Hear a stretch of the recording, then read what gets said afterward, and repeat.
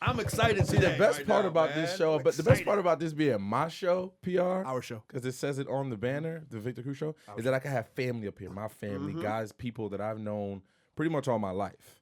And today we have none other than my boy, J.R. Smith. Swish, my brother was good. Team Swish on was IG. good. What's happening? For some reason, and Swish, call bullshit on this if needed.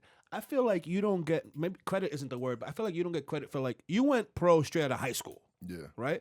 And I feel when we talk about guys that went pro, it's almost like people forget you went pro out of high school. I don't know why that is. Like, you came in being a super freak of an athlete, and you could shoot the ball. Like, I feel like you came in, you had a pro game, right? So my question to you is, his game in high school, like, when did you know he was a problem and he was going to get paid to do this? It was I'll give you one play. I mean, obviously, I watched him play for years now, and I knew what a talent level he was. But it was, I think it was St. Benedict's against Eastside Prep, and he already knows what I'm talking about. He already knows what I'm talking about. And it was the opening tip, Pete. The opening tip. They had some design tip alley-oop play or something, and there was a dude on Eastside named Relly, right? Yeah. Everybody loved Relly. He was Keith's cousin. That was Keith's cousin, a guy that I played with that went to Rutgers and did his thing, graduated from there with flying colors. He played at Rutgers? He played at Rutgers. Played ball at Rutgers. Okay. Marquise Webb. Mm-hmm. Oh, shit, okay. And then, but Relly was his cousin, played on East Side, and then it was the opening tip, and it got tipped to Swish's teammate. All of a sudden, I see, by the way, Swish is the tipper. So he's jumping. He's jumping on his team. So he tips it to his man, curls around. His man, like, took two fake dribbles They to don't the left. go lob off the tip, though. Lob off the tip. Relly thinks it's like a pass. Relly's like, oh, they're not going to lob off the tip. Let me try to deflect. He grabbed it off Relly's forehead and banged that joint so hard for the first 2 points. And mind you, it's packed. And I was just like, oh, yeah, it's a wrap.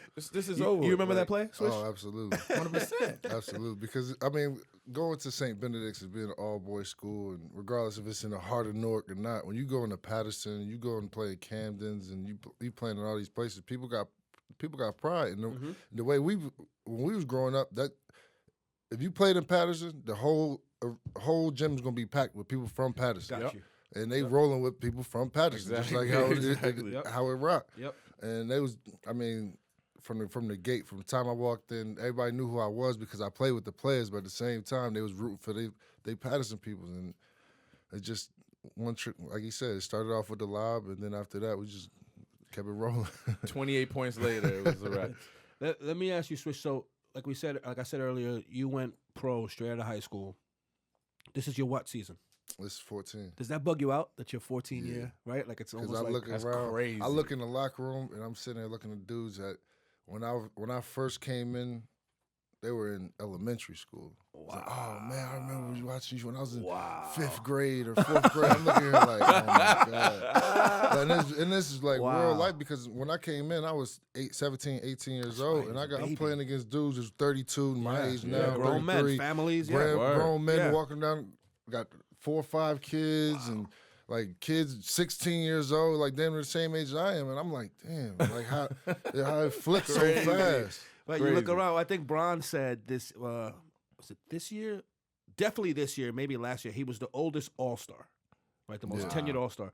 And he said, you wake up one day, you look around, you're like, holy shit, like I'm just waiting. How'd this happen? It's just being the kid, you know what I'm saying? Like, let me ask you, Swish, like, what does 14-year NBA vet champion say to 17-year-old fresh out of high school, J.R. Smith?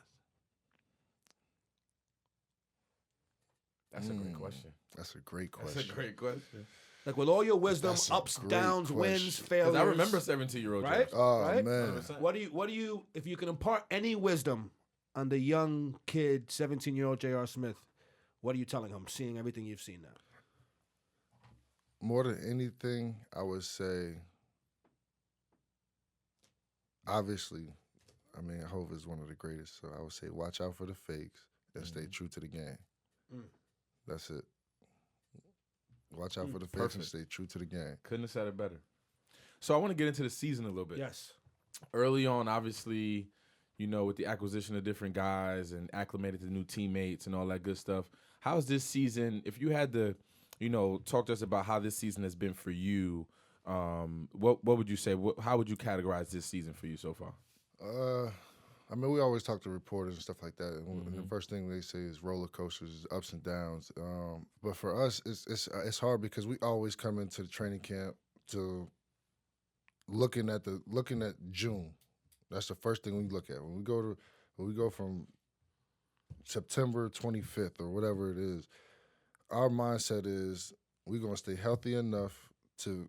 Obviously, we want to win. We're going to compete. But some days we're going to need, Kyle, you need to take a day off. Regardless of however our injuries or stuff like that sets up, that's what it is. We're going to look at, okay, maybe, well, Brian, you need to take a game or two off here, even though he hasn't taken a game off, which is ridiculously impressive. But we look at our whole body of work from September to June. In the last 4 years, well, three training camps that I've been in, and to see our roster dramatically change in the middle of the season like that and still be one of the top teams in the league or even better than where we started off, it's crazy. Because has that ever happened? Have you ever seen that? Have you ever been a part of a team with just straight crazy, right? Not on a team like this. I mean, you trading all-stars for, I don't want to say role players, but for lack of better words, that's what it is. But at the same time, it's people that fit the system better, you know? And I think that's for our GM, or call it Bron/GM coach or whatever they want to call it, or however it LeBron fixes Russell, out. that's what you're saying? Well, however they fix it out or work it out, it works. It works. Let me ask you this. When I was preparing for this show, because I, unlike other people on the show, prepared. I prepare. I take my craft seriously. His preparation was going on your IG. So that's it. That's all he's looking at. I was looking at, how this season's gone for you. I forget wins, losses, all that stuff. You guys have had 8 players at one point or another have missed action for some reason or another. Right. Okay? And the head coach. Yeah, that's crazy. I'm older than both you guys by a couple of months, neither here nor there. You still in the threes? Yeah, I'm in the threes. I'm in the threes forever. Oh, okay, forever. True. I've never in all my years of just being around the game, in the game, just as a fan, I've never ever seen a season like this where so many players have missed action and the head coach. Like in your experience, like do you notice that? Like you've lived through it this season. I've never seen it. Not off the top of my head, and to have the players that we have, I've never seen it. It's really been, honestly a true testament to, the core guys you guys have there that you've been able to withstand, the whole storm. And obviously I always say half jokingly, it's like there's a lot of great that comes with LeBron, and there's also a spotlight that comes with playing with LeBron of everything you guys do is news. Right. And that could be good or bad depending on how you play it. Yeah. If you hitting shots and, grabbing rebounds or locking up, and it'll be great.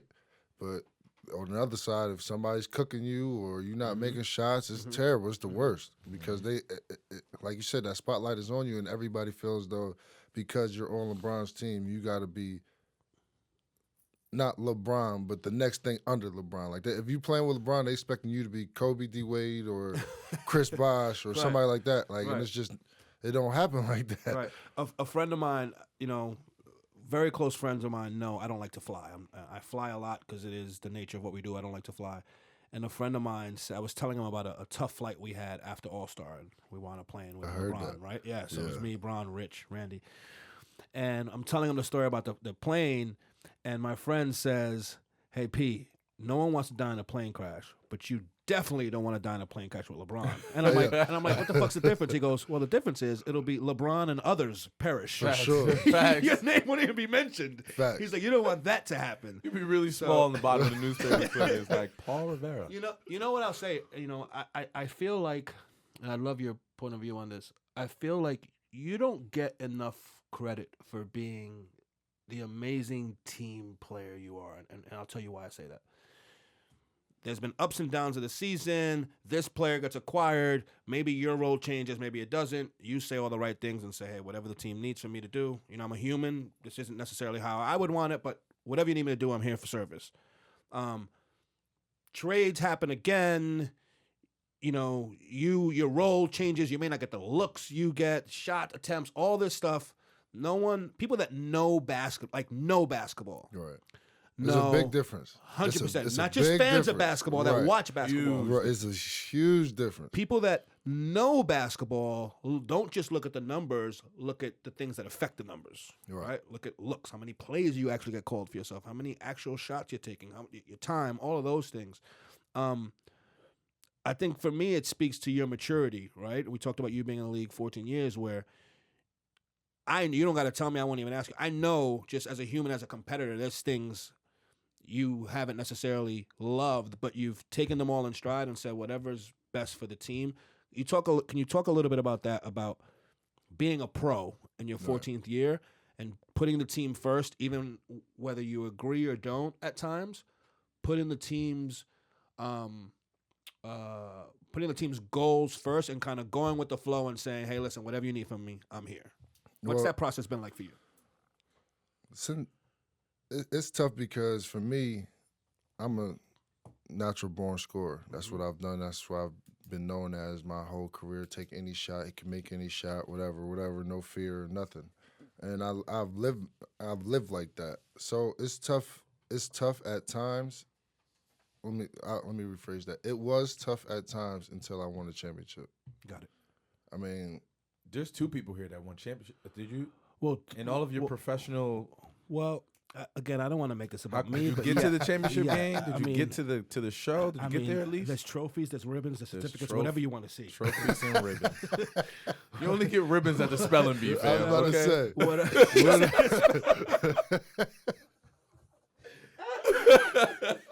Yo, this is about Gerald. This isn't about me, man. I just had to check. Go ahead, continue. I'm sorry. No, so once you won a championship. Yeah, once I won a championship, it was my mindset was totally different. Like, granted, when I first got traded to Cleveland, I still had that New York Knicks mindset of whether I come off the bench or whether I start, I'm gonna get mine, and I just need everybody else to do what they got to do to get theirs. And it might not have been that what I was. It's not why I was brought there, I would say that. Got you. You know, and for me to know how to actually play the game and know how to, you know, I grew up playing the point guard position. Granted, I could score, but I always seen the extra pass, and just sometimes I never made the extra pass because I wasn't sure if he was going to make it or not. And it's almost a better shot with me with two people, no doubt. and him open. Yeah, you know, absolutely. And that's always the way I play. Like, my coaches, even from my rookie year up until this point, they always told me, you know, shoot the ball. I don't care if somebody's in front of you. If they not touching you, they're not close enough. And for me, it was tough because obviously not getting plays ran for you, but at the same time, LeBron demands so much attention that you're gonna get open. And being the player that he is, he's gonna pass you the ball. So when you ready, or when he's ready to give it to you, you better be ready to shoot it, and you better be ready to make it. So I never looked at it from a standpoint of, man, I don't get no plays up until this year. Like, this year when, you know, in struggles and not making shots and stuff like that, I was shooting like below 30% from three, which has never happened for me. And it was like, you know, man, why are you struggling so bad? Why are you not playing? Why are you playing so bad? How about you help me out and run me a little play so I get a layup, maybe just to see the ball go in? That changes the whole game. 100%. You know, and it was a struggle with me for that for a while until, of course, I mean, my wife has been there for over 10 years now, and she just told me, like, babe, you know what? Maybe it's not your time right now. Your time is gonna come, but right now it's not your time. And I've just been waiting and being patient, working on my craft and staying ready as much as I could. And fortunately, it's been my time as of late. It's amazing. I always say shooters, and you're at the pinnacle of that. I always say shooters are very similar to like defensive backs, right? DBs, you get burned deep for a touchdown, you got to act like that shit never happened. Short-term memory. And here we are again, right? Yeah, 100%. You could miss 5 shots, and it's like, oh, we're coming to you. Oh, for sure. And you got to shoot this 6 like you're 5 for 5 at this point. Right. Right. So, you know, for you, I honestly believe. Look, there's great shooters in the NBA. Steph may be the greatest shooter we've ever seen, and all this. There's been great shooters. No, ain't no maybe. He's definitely. Yeah. So talk about that. You think Steph is the greatest shooter? The greatest shooter we've ever seen, hands down. Why do you feel that strongly about it? I agree with you. I just want your point. Because the shots that he makes is by far some of the toughest shots I've ever seen taken. Wow. Let alone crossing, made. let alone made. Exactly. Crossing over behind the back, just letting it go, turning around, just running the other way, and it's. Then ain't nothing else to be said. When I let this thing go, don't go for the rebound. We need to get back. And that's and that's extreme. I mean, not only is it extreme confidence, but that's a talent, man. That's a talent and a half. His dad is obviously, arguably one of the top 15, 20, depending on what are you going by as shooters. But for him to make all of those shots off the dribble, pulling from half court, that shot he made against Oklahoma City 2 years ago, coming across half, it's ridiculous, crazy. I think the thing that separates him is he got the ball on a string too, right? His father didn't really have that. Yeah. He got on a string and the quickest release in the game. For sure. Those two, you can't even argue. At any height, at any level, at any basketball game, that's gonna win every time. I'm gonna take it a step further. A lot of similarities between his game and my game. I'm just gonna transition here, Swish. I don't know. I'm just gonna move on from this. Switching gears a little bit, not too crazy, but LeBron and Ben Simmons get compared to each other a lot. Right. And as of late, they just played, game. Yeah, epic game. And not for nothing, I see the similarities. I see it because the vision, triple-double machine, all of that fun stuff. I guess what I want to ask you is do you see the same similarities that everybody else sees, and how far do you think Ben Simmons can go in this league? I think he can go as far as he wants to go. Mm-hmm. Like, this is the only difference between, and I can't honestly say difference because I'm not with him on a day-to-day basis, but the only difference that I could possibly see is LeBron's work ethic compared to his work ethic. I'm not in to question it, but I haven't seen it. So I don't know. But you can speak for LeBron. But I can speak for LeBron's work ethic. Mm-hmm. Regardless of if he went 2 for 10 or he went 18 for 18, he's going to be in the gym the next morning. He's going to be the first person there. He's going to be one of the last people to leave. He's working around the clock on his body, on the way he eats, everything. We've seen it. Y'all seen it. Of course. Mm-hmm. So the only thing I could say about Ben at this state is if his work ethic is anything like LeBron's, the sky's the limit for him. Yeah. So speaking of Bron, the as we all love to call it affectionately, the GOAT conversation has been coming up a lot, very often. As we got a clip. Right? We got a clip for Swiss, right? Yeah. So the reason why I'm excited about this clip is because it's from another shooter, and shooters, as JR and I are, respect each other. And we're not gonna do this the whole show. just saying, calling a spade a spade. Continue.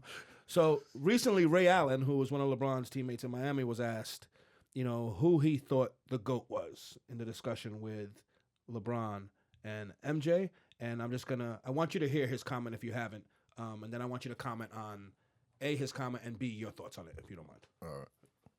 You played against MJ and Kobe and with LeBron. So where do you stand on the GOAT conversation? I've seen all of them, and by far is Michael Jordan. I think he's in a conversation amidst himself. MJ is just on a different level because MJ, we're not talking about numbers. We're talking about his ability. Like he played with dominance, he played with force, but he also played with finesse. By far. Your initial thoughts on that, Swish?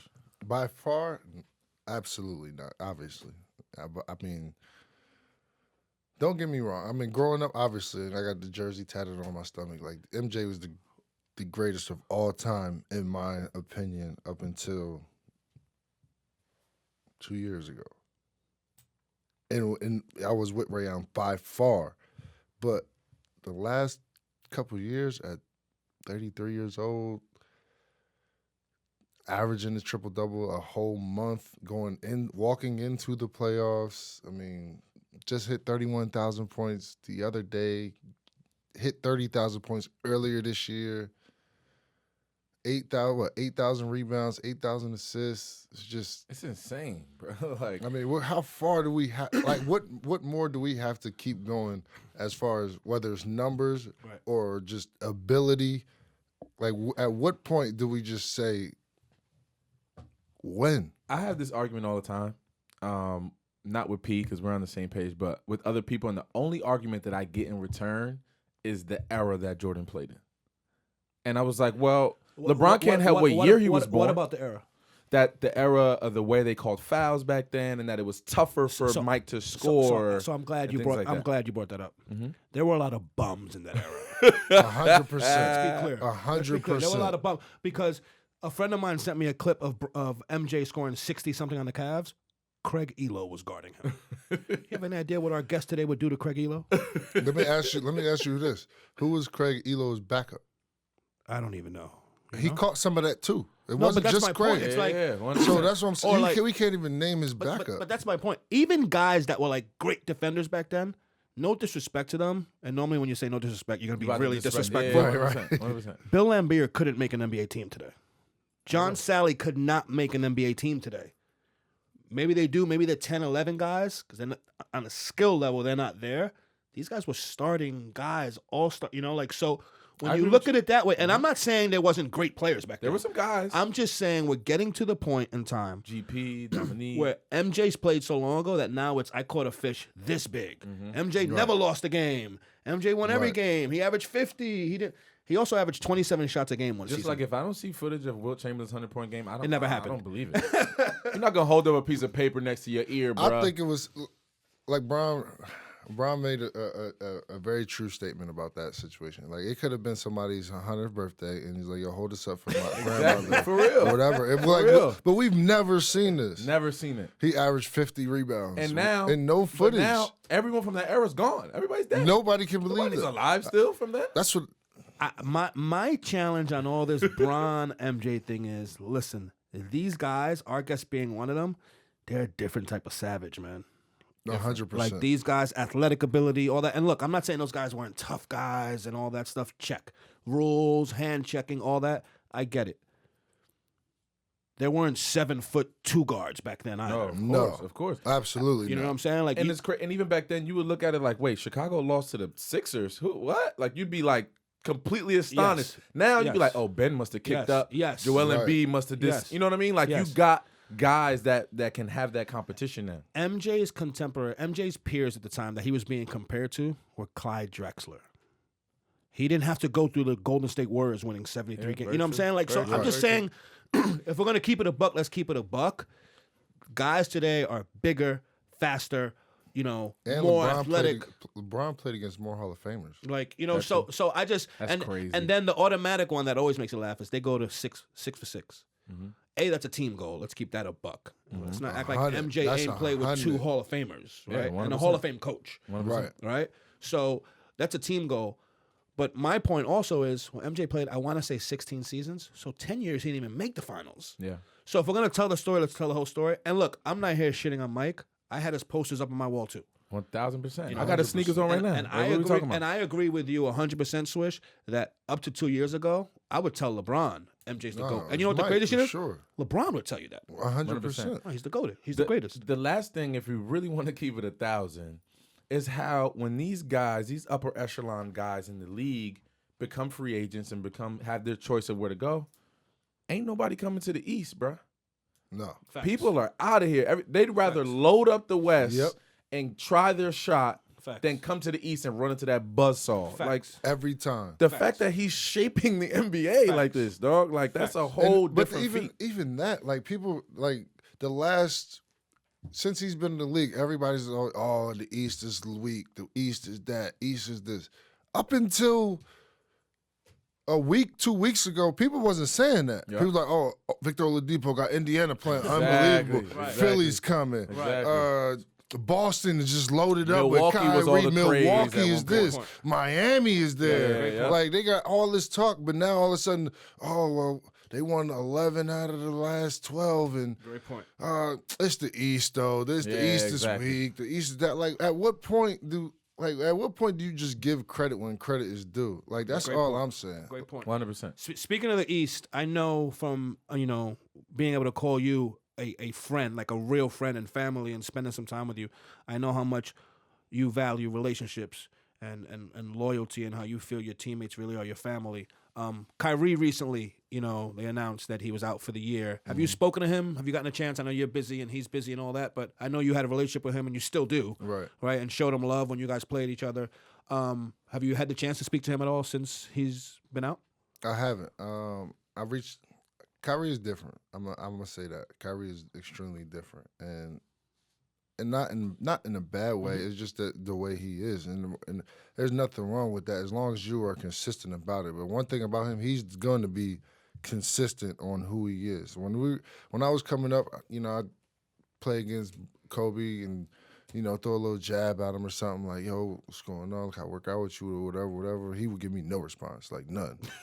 So I would see that in Kai, like young guys would come up to him and we'd just give him a stale face. You know what I'm saying? Like that's just who he is, and that mindset that he's in. And there's nothing wrong with that. I mean, obviously everybody goes about their work and business a different way, and that's just what it is. So I don't take it personal, but I've reached out to him. And obviously, I ain't get no response, but.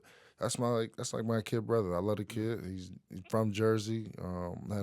Is having a hell of a career, all-star caliber player. But that's just who he is as a person. Yeah. So I want to switch things up a little bit. I want to talk playoffs because we here. Yeah. And this is the best time in the NBA for me. 2 games left. This is where it's at, baby. This is the best part for me. So for a little bit of context, we're recording this in studio on Sunday, so we don't know the playoff matchups yet. We don't know. Right. But I have a question. I see what this says. Okay, go ahead. But talk about it. It's your show. Talk about it. So I want to ask, okay, there's 4 potential first-round opponents for y'all. The Pacers, the Bucks, the Heat, and the Wizards. And this paper, shout out to Tunde back at the office, it says, it's asking me to ask you which one would you rather play against? But that's my question is, which team do you think you guys match up with the best and that you would rather see in the first round? The Pacers, the Bucks, the Heat, or the Wizards? By the way, this is going to show up on someone's chalkboard. I'm just asking questions. The Bucks, the Heat, or the Wizards? Or the Wizards. Pacers, Bucks, Heat, Wizards. Victor Oladipo, Greek Freak in the Bucks, D Wade in the Heat, John Wall, Bradley Beal in the Wizards. See, now this is where I get personal. Because I feel like, as he says, this Farrah from Clutch Sports has stood up. Stood up. Like, okay, hold up. See, this is where I get personal. See, last year, and everybody knows, like, John is like my little brother. I love John since he came in. He's a tremendous talent, and everything else that comes with it. Everybody knows John, his capability and his body of work, but. They were jawing so much last year that we ducked them or something because they ended up losing a Game 7 in Boston or whatever the case. So I would say I want to play Washington first because I want to get this out the way. We're gonna get this. We're gonna get this done, and we'll talk about it when we get to y'all in the summertime because we still got work to do after y'all. So. We ducked y'all, so therefore, let's go get it. Let's go get it. Let's get it. Get it out the way. And we're gonna tackle this beast now. I just got goosebumps. I like that disrespectful talk. I'm with it. So listen, I don't even think there's not another playoff question to ask. I'm the done. man said what he needed to say. We can move right along. We're gonna pivot something that I know. You and I. You texted me immediately on this when this happened, right? Mm-hmm. Supreme. That was so fire. That was such a great look, G. That was such a great look. That was killer. Hey, so he sends me the text. He's like, "Yo, you seen this?" And I'm like, "Wow, no." And then I don't know if you remember what you said back to me. You said, "Only Swish could pull this off." 1,000%. That campaign shouldn't have gotten to anyone else other than Swish. Like, it spoke to everything. Not only what we grew up wearing and how we wore it and all of that, but just the person that he is to embody what Supreme is and what they tried to put across. They couldn't have no better person than Swish. It was the perfect combination. How'd that happen? How'd that come about? Did they reach out? You reach out to them? You have a relationship with them? How'd that work? It was funny because when I first heard that they were doing something with the NBA, they came out with the sleeves, and nobody at this point in time. This was like because that was I remember that. huge deal when he said. So this was like 2 months. I had the sleeve tucked, like I had ready. Yeah, I had the sleeve tucked. I was gonna wear it at the Garden, Okay. but I was like, you know what? The league is here, and they might just try and make me take it off at halftime. At the game. At like, the game. That's tough. It's not a. It's a.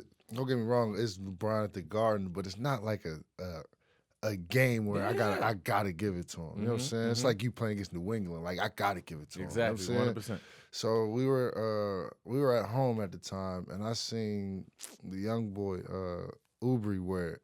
I was like, damn, he stole my shine from me. You know what I'm saying?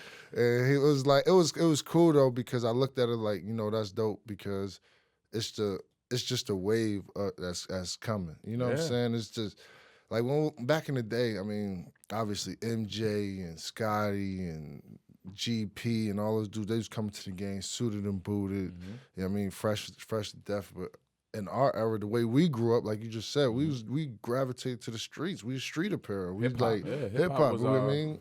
That's our outlet. That's how we got who we are with our swag and whatever. Like, Braylon, if I was sitting here dressing like Iguodala or somebody like that, not to say his swag is trash, but that suits him. Whatever his style is, right? Whatever his style is, but that don't fit me. So if I'm out here doing what somebody else is doing and not fitting myself, I don't fit in the culture. I fit in by being me. And you can see that just by looking at it. First minute you look at somebody, you know if that look is them or if they trying. You know what I'm saying? Right. And that's the one thing I didn't want to do. I never wanted to be the person that was trying. So when the Supreme offer came to me, it was just like, I got to do that because that's me. You know what I'm saying? It's not like if I catch somebody else in the Supreme, like I'm looking like, that ain't true, that's bro. not you, That bro. ain't true, Like, bro. you know Do what less. I'm saying? That's not you, Exactly. bro. Yeah. Exactly. You would have been in school suspension wearing that shirt. I'd have been over here, you know what I mean? So let me ask you, it's also an exciting time of the year where most of our listeners are probably thinking like, oh, it's exciting because playoffs are around the corner and whatnot. For you, it's exciting for a number of reasons. One is it's playoffs coming up. But two, the Masters. As we record this, right? I know for people that may not know, you're a huge. I think you actually even posted. They just teed off too. So yeah, it's can't be like cut it, look, right? Talk to us golf. Like you're considered one of the top NBA golfers, right? Is that fair to say? Yeah. How often? When did the love for golf start? How often do you play? Talk to us a little bit about that. The crazy part about it, rest in peace, Moses Malone, man. Like I was playing in Rashard Lewis's. Well, actually, I was just supposed to be there. I wasn't actually gonna play, so I don't want to get myself in trouble. I'm sorry, my wife is over there, but no disrespect, babe. I don't know if she can hear me or not, but I was like one of those guests that rolled around on the golf course and stuff like that. So I was drinking and messing around with the little cart girls and stuff like that, and I ended up pulling up on Moses Malone's group. And I'm talking trash. I never really played golf and stuff before, so he's out there hitting and guys hitting. And how old are you at this point? How old are you? I'm like 19, maybe 20. I'm like, man, y'all trash. Y'all this, da. No, actually, I was older than that. I'm like 21, 22. Okay. So, couple years in the league, you know. Yeah. So I'm like, man, y'all trash. Y'all hitting in the woods, da. He's like, young fella, come hit this ball. You all that talk, come hit this ball. So I get up there and hit the ball 300 yards down the fairway. I'm like, man, golf is easy. Look First at this. time out the gate? First time Get out outta the here. gate. Out the gate. He showed me how to hold the club and all that. And I just, like, I'm a person that if I can see you do it, I can do it for sure. So I watched a couple guys swing, and then I get up there, 300 down the fairway. I hop back in the cart with the cart girls. I'm driving off, laughing, and da. And then I pull up on a group again, because obviously golf is like 4.5 hours. Long time. You know what I'm saying? Long time. So I pull up on this group again. He's like, man, young fella, do it again. They can't believe you hit it again. I get up there. I couldn't even hit the ball. I swear. And after that, I bought like 3 sets of golf clubs in like 4 days, dog. Like I was on it and still am. I mean, fortunately, it's just something I love. I got to, like how my passion was for basketball when I first touched the ball, that's how it is for golf at this point. Wow, that's a huge statement. Yeah. Give me the top 4 NBA golf players. Currently playing? Yeah. I would say Steph. Okay. Is there anything that guy's not good at? Jesus Crazy. Christ. Yeah. I heard he was No, a it's good golfer, ridiculous. too, yeah. He's really good? ridiculously I heard he was good. nice. Yeah, Okay. he played in one of the what is it? Them little tournaments. Yeah, he played in the it's like the D League of golf. I forgot. I forgot the damn name. It's crazy. But he played in one of the tournaments, and he actually did really well, which was not so. I mean, I'm not going to say surprising, but it is surprising because these other guys that do this, that play golf, they're playing to get on the tour, and they playing this for. They playing all day long and practicing 4 or 5 hours a day. But he coming off of 300 3-pointers in the NBA season, playing 82 games, and coming out here and still like playing well, which was, like I said, is crazy. But if I had to go 1 through 4, probably him, Kyle Korver, myself, and probably CP. Oh, CP's got a lot better. Yo, I actually have a CP story. So we're in Vegas 2 summers ago, like Bron, the whole fam's in town, and I think it's like during summer league, so there's a lot of ball players out there. And Farrah actually, who's here, who's amazing, puts together a trip. We're going to Top Golf, right? Yeah. You know, Top Place Golf is amazing, right? Which is basically for you people that don't know, it's basically like bowling, golf, and a nightclub all mixed in. All mixed in, right? Especially in Vegas, right? Yeah, they got the pool over there. Yeah, no, it's next level, right? So, you know, I'm lefty swinging with a right club. I don't play golf. I've never tried it, whatever. So I go up there and I'm like hacking away, and CP's next after me. So I said, you know, I don't know any better. I'm like, CP, you play often? He goes, I have a simulator in my crib, dog. Yeah. I said, oh, no, it's serious. I said, cool. So you play often or you don't? You ain't got a style on me, fam. You could have just said yes. Yes. Right. So you go with yes. Oh, he good for that, though. He's good for that. That's crazy. And even you won. I remember a couple years ago at the ESPYs has a golf tournament, and you won that joint, right? A couple years ago. Yeah, my group won it. We oh, okay, yeah. It was crazy because at first, you know, I was in LA and we was playing, and I was like, man, I don't even know if I want to go out there because I played so bad the day before. I'm like, man, I don't want to go out there and embarrass myself. And it was like, nah, just do it fair, of course. It's like, nah, you got to do it. I was like, all right, cool. So we go out there, and it's like Dominique and his group and like different celebrities. Jerome Bettis is out there, all these guys who actually play and who like really good. And for us to go out there and win that, it was a special moment for me because it was like my first golf trophy. You know what I mean? You remember you first got that first Biddy League trophy, and you go up there, you happy, your mom Vaseline's you down and all that. You know what I'm saying? 100%. But you get the first golf trophy. That was dope, though.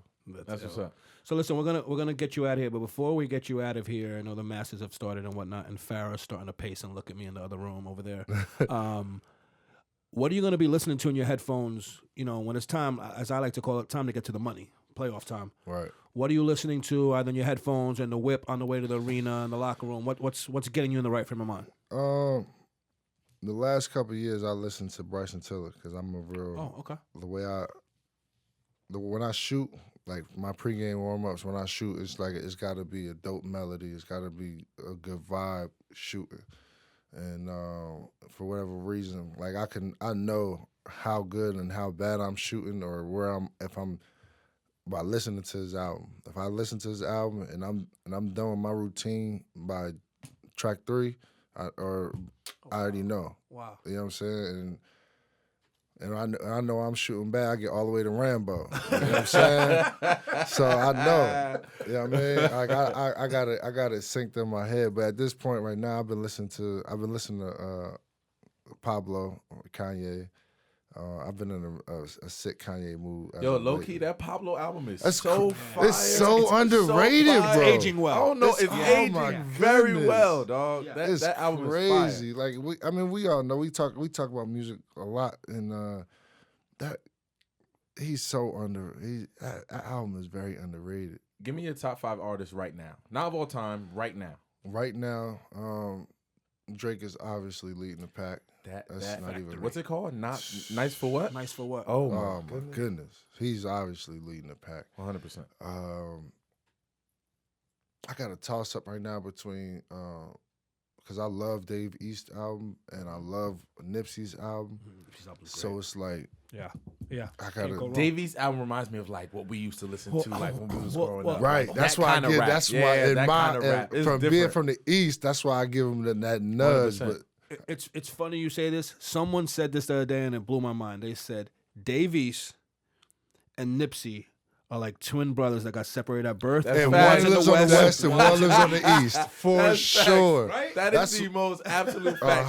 100%. Wow. Insane. 100%. Insane. Anyone else you're listening to right now that you're excited about or gets you?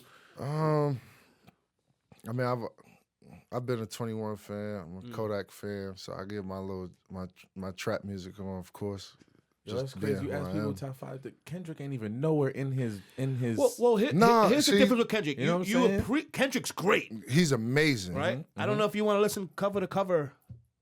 I don't know if I'm playing Kendrick in the Whip. Gotcha. I'm with you all day. No, I'm definitely. I went through that episode.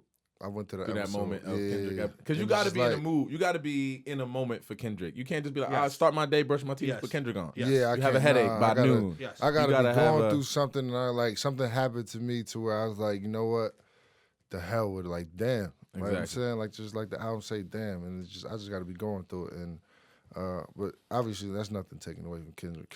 Kendrick is amazing, and I ain't say J. Cole either. And J. Cole is obviously. And I don't know if you guys know this, but he went double platinum with no features. No features. No features. You know how hard that is to do, bro? In this day and age? In this day and age? That's crazy. Man. You got somebody like Quavo who making hooks like that, and you just like, nah, I'm good. Yes. I got my own shit. You know what I'm saying? I don't need Bryson Tiller for this hook. I don't need SZA. I don't need nobody. Nobody. I'm good. Last question, and then we'll get you out of here. J.R. Smith, NBA champion, 14 seasons. You know, all the accolades, 6th man of the year, you know, however many threes you've hit up to this point. When it's all said and done, which hopefully won't be for another 4 or 5 years, whatever you decide. My boy trying to play 20. Right? We had this There you conversation go. a long time 6 ago. more. Sure. There you go. So 20. 6 more, 20. Whatever he wants it to be. How do you want to be remembered when someone says J.R. Smith?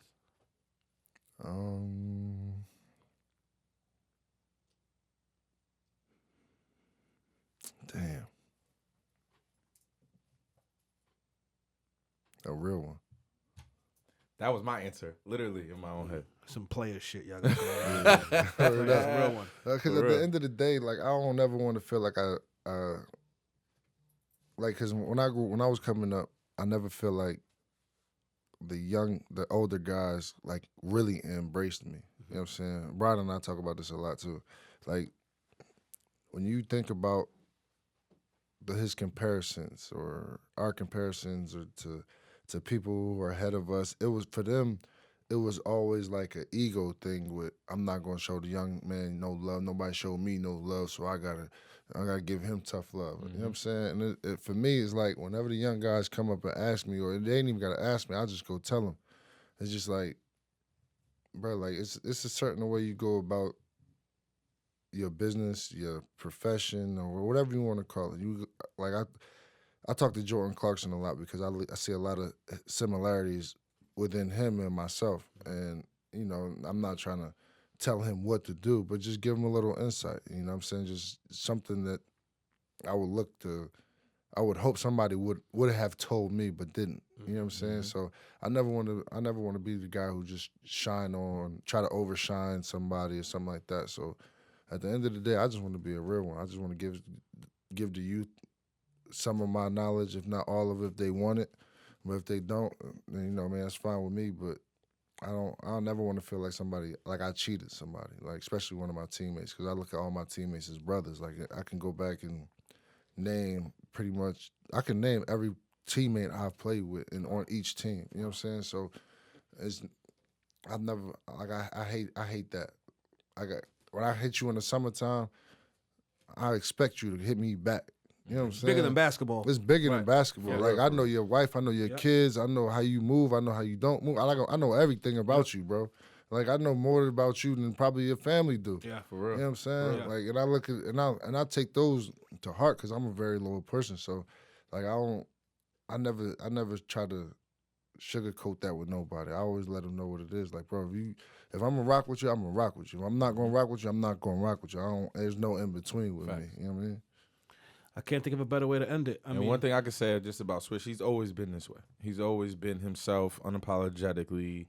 He's gonna be himself to the day he dies, and that's the way I met him, and that's the only way I know him to be is himself. So him saying to be remembered as a real one, that strikes with me because that's the same thing I said in my brain. Like, Swish is the realest dude that I know, to be honest.